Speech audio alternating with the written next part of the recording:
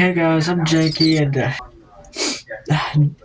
do you smell that? I smell a rat. Nah, not that one. He is a mean fighting machine and an utter badass that of course owns a gun. I'm of course talking about Remy the Rat.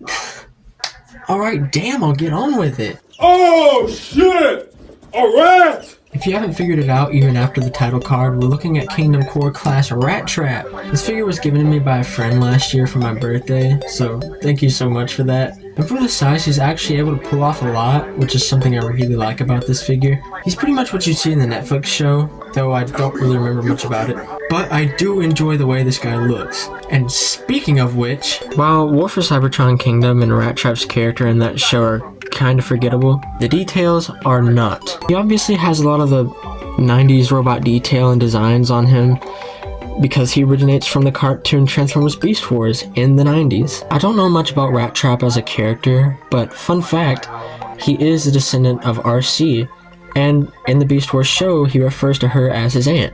But anyways, some of the coolest parts about this design that really make it stand out is of course the buck teeth and the exposed brain. Man, that's such a cool detail. He even has these really nicely printed maximal insignias on his forearms, and even the kibble is kind of accurate, like with the rat feet up top on his back. He's got a simple yet effective weapon with a lot of nice details on either side. And speaking of effective, he's even got feet that rival those who show their feet for money. That's right, he shows them for free.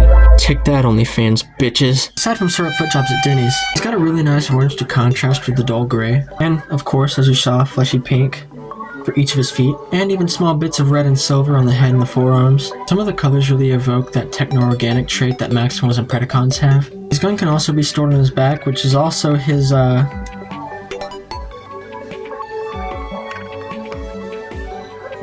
But don't let his size fool you, he can pose with the best of them. One thing I find pretty interesting about this figure is that the arms are not connected to the torso, they're connected to the kibble, rather, which means you can get some extra range and movement. And for a figure of this size, you can get him in some pretty dynamic poses. Rattrap maximize!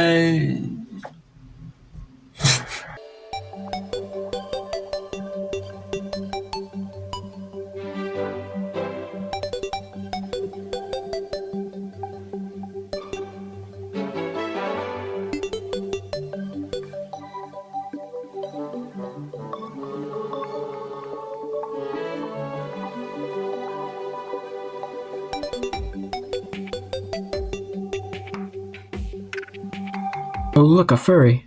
I love how compact he gets when you turn him into a rat, and as expected, most beast formers are.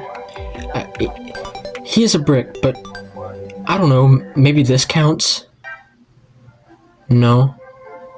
What do you mean it scares you? Admittedly, this guy can be a bit fiddly if you don't know what you're doing, and also because he's pretty small, I guess maybe it just depends. I love the way the fur looks. Again, it gives off that techno-organic trait. The rat head is done really well and honestly looks really cute with those beady eyes. The tail has some robotic detail going all down it, and the only other thing that really stands out as robotic is the legs. You know, his fists are just kind of hanging out of his ass. Guess you could say he doesn't give a rat's ass. Oh, and I almost forgot to mention that you can store the weapon on his leg. Like that. Alright, that's the end of the video. I do have a few complaints with this figure, like, my figure's head is loose. I don't know how to show that, but the shins below the knee are pretty loose as well.